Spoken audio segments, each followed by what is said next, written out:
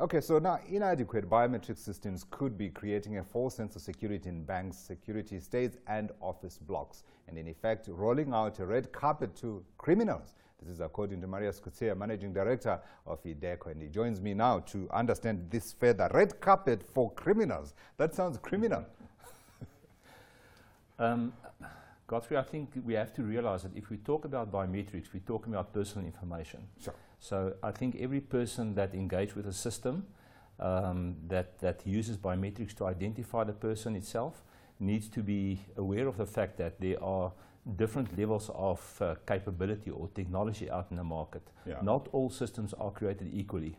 Absolutely. And I think the big risk lies in the fact that if we understand that villains themselves, they do a lot of research before they actually attack or they target a particular subject for that matter.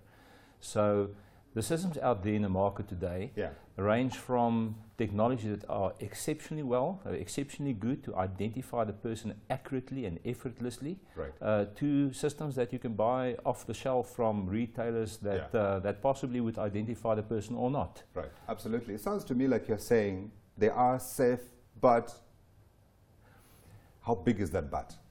So depending on how responsible the organization is that implements the system itself, have they selected the right technology? Have they selected or have they implemented the technology correctly? It could be very safe, but it could also be potentially a risk to the consumer who's already enrolled in that system. Absolutely. And then you say there are risks. You introduced a new word that I had not come across before, spoofing. Explain it, please. Okay, so spoofing is how do you fake this a fingerprint as an example?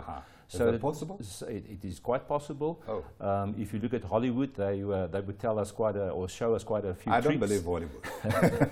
Well, the fact of the matter is, University of YouTube, as an example, would teach you how to lift a fingerprint from a surface and reproduce a fingerprint and use that fingerprint in a system that's deployed for security purposes. However, it is actually quite possible. Because not all systems are equal, and some systems are not as accurate, as an example, than other systems. So it's quite possible to through certain ways, to introduce matching points on the fingerprint, as an example.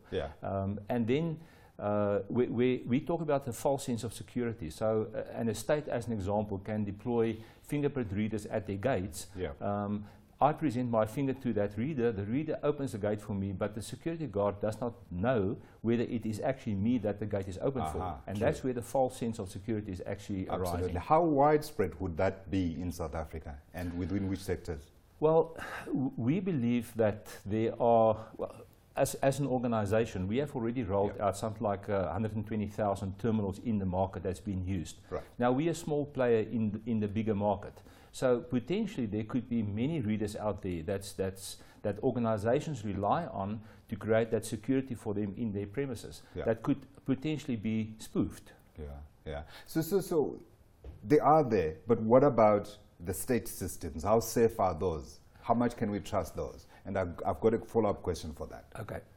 If you say state systems, are you talking about the systems used by police and exactly. So now Home Affairs, immigration, those kind of guys. Fortunately, I must say there are international standards, and organizations like Home Affairs and police and those type of organizations are complying to or are investing in technology that meets those standards. That means to the general public that how it's employed, how accurate that technology is up there with the best technology in the world. There are unfortunately service providers to the state, as an example, who would procure technology that is not as compliant. As an example, some of the banks are using technology that does not meet the necessary standards of the international standards. The problem arises when there's an event on site, there's a potential investigation that needs to happen.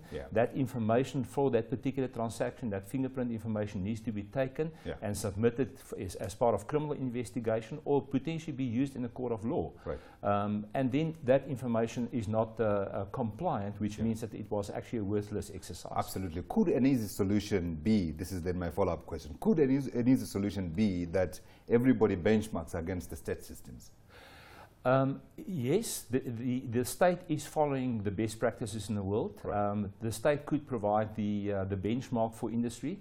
However, the state is also not necessarily, can I say, almost following the world trends in all respects. So we would always say that there's the international standards bodies that produce these benchmarks, that produce these standards, and require certain things, like a simple thing like the quality of the image that's coming from this technology.